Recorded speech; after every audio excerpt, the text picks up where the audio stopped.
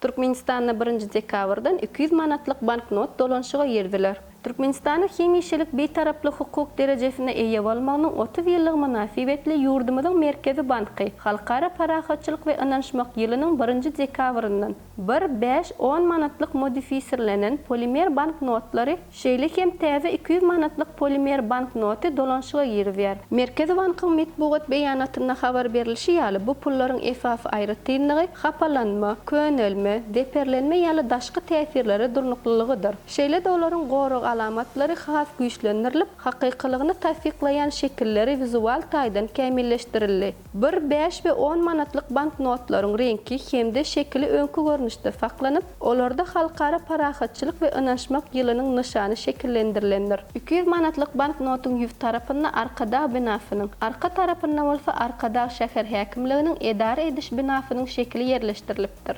Dolanışyga girdiljek modifirlenen manatlaryň we täze banknotyň ýüz tarapynda olaryň çykarlan fenesi Türkmenistanyň Merkezi Bankynyň müdiriýetiniň başlygynyň golunyň faksimilesi görkebilýär. Bu banknotlar ýurdumyzyň çäginde eýetçiligiň görnüşini alyp barýan iş uğruna garamazdan edara kärhanalaryň we guramalaryň ählisi tarapyndan töleglerin ähli görnüşleri boýunça hökmany kabul edilmäge degişlidir. Türkmenistanyň Merkezi Bankynyň 2009, 2012, 2014, 2017, 2020-nji ýyllaryň nüfusyndaky ähli banknotlary Türkmenistanyň çägine kanuny töleg ferişdesi bolmagynda galýar. Ýurdumyzyň çägine dolanşykda bolan banknotlaryň teňeleriň hakykylygyny takyk kefetlemek üçin awyndan 5 tane gorak alamaty barlamak zerurdur.